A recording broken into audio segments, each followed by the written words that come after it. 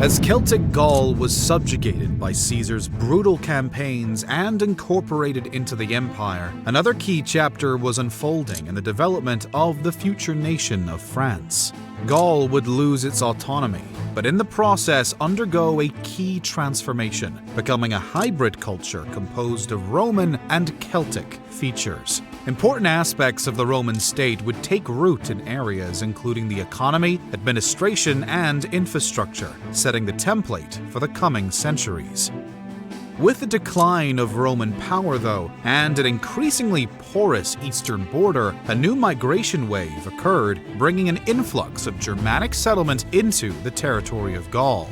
This would provide the final element for the transformation of a post-Roman Gaul into the future nation of France.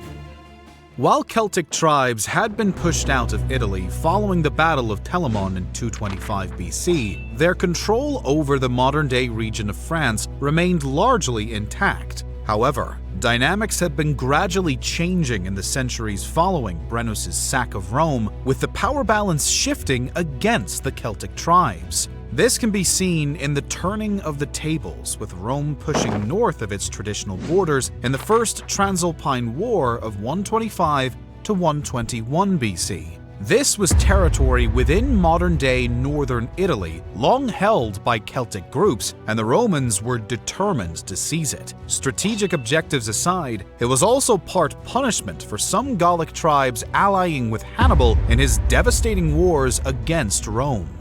The successful completion of this campaign by Quintus Fabius Maximus over the Allobroge and Arverni tribes led to the establishment of the province of Gallia Narbonensis and Provincia Nostra, meaning our province. This was Rome's first province north of the Alps and marked a significant turning point in the history of the future nation of France, with Gallic territory now up for grabs from an expansionist Rome. This appetite was only compounded by the proven value of this new province. For one, it gave Rome a land bridge to its territories in Hispania. Second, it created a buffer zone to protect the Italian heartland from a repeat of Brennus's onslaught on the capital, a traumatic event which had etched itself into the collective memory of Rome. Lastly, it provided economic value by establishing new trade routes and drawing the rich Greek outpost of Massalia, modern-day Marseille, into the Roman fold. This expansion led on to the establishment of the city of Narbonne, built along the first Roman road constructed in Gaul, with the province helping cement Roman control of the Mediterranean trade routes. It would act as a hub from which Roman forces could operate and project power deep into what had previously been tribal territory. This was a severe blow to the autonomy of the groups living here, as well as the cohesion of the remaining tribal confederacies, who were increasingly divided on how best to deal with Rome. However, aside from this territory lost in the south, Celtic groups still held the majority of Gaul for the present time. This was soon to change, though, with Rome preparing to deal a crushing blow which would take the form of Julius Caesar's Gallic campaign. It began in 58 BC and marked another key turning point in the history of the future nation. On the eve of Caesar's campaign, the tribes of Gaul were developed and powerful, with large cities and complex political structures. In fact, for many aspects of Gallic culture, this period was a renaissance of sorts. Benefiting from trade networks and knowledge transfer with Rome, metalwork and weapons production flourished. We see numerous examples of ornate and distinct Celtic artwork across iron longswords, as well as refined armor and spear tips. Despite prowess in these areas, though, the tribes were still nevertheless far from united. Loose alliances and confederacies did not provide the same unity as enjoyed by Roman forces, a factor which would be key to how events of the campaign would play out. Caesar's campaigns were wide-ranging and encompassed many different regions of Gaul. including areas of modern-day France, Switzerland, Belgium, and even Britain. With 30,000 men, Caesar initially fought battles at Bibracte against the Helvetian Celts and at Vouge against the Suebi. Despite close contests, Roman discipline and Caesar's leadership ultimately prevailed. He also led his legions into modern-day Brittany, in the northwest of France, where he faced the Veneti tribe largely at sea, demonstrating the variety in warfare types of the campaign. Against a superior enemy fleet, Roman victory was primarily secured through innovative use of the grappling hook, which wreaked havoc on the Veneti fleet's sails, on which they were reliant, unlike Rome's oared ships. The campaign was a brutal military exercise on the part of Caesar and had a huge effect on the region of Gaul. While Roman estimates of Celt deaths are likely wildly inflated, it's probable that there were at least hundreds of thousands of Gallic combatants and civilians killed. Some massacres carried out by Caesar, for example the wipeout of an entire civilian Celtic encampment in 55 BC, even upset authority in Rome with how depraved it was. This led to some in the Senate calling for his prosecution. Through 54 BC, many Gallic tribes had continued to provide fierce resistance with a series of uprisings, demonstrating that Caesar had not yet fully subjugated Gaul. He responded ferociously, focusing not just on victories in pitched battles, but also on the destruction of many as functioning groups targeting livestock, agriculture, and taking slaves with raiding parties. This would prove largely successful, with northern Gaul mostly pacified through the following years. However, the Celts of future France were not yet ready to completely give up and would make one last valiant attempt at resistance.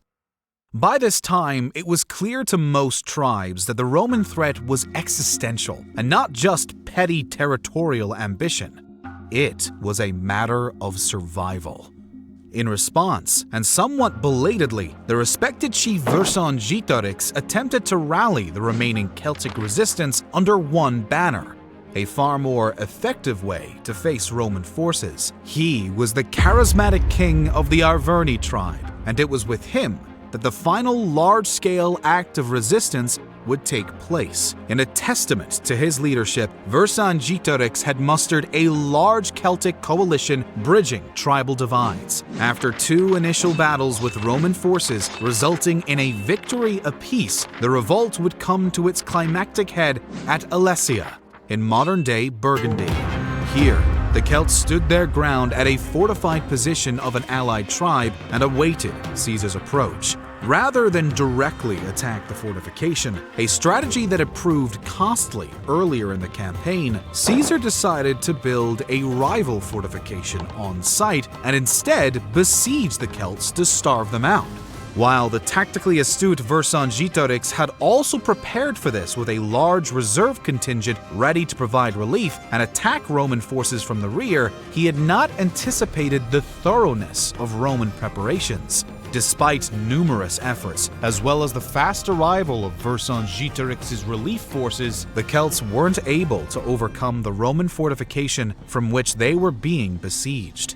Breakout attempts failed, the relief force ultimately melted away, and Vercingetorix was forced to surrender. This moment was famously depicted in the 1889 painting of him on horseback in front of Caesar laying down his arms. This was a momentous turning point in the history of the future nation and the end of a large-scale coordinated Celtic resistance. Vercingetorix's end was as torturous as that of many of the Celtic groups over the last decades. First imprisoned for 6 years before being ceremonially garroted in Rome, an ignominious death for a brave and honorable leader. With the death of their last great resistance leader, so came to an end independent Gaul. It was now in the hands of Rome. And despite sporadic, smaller-scale revolt attempts over the next decades, this point marks the start of a new Gaul and extensive process of Romanization.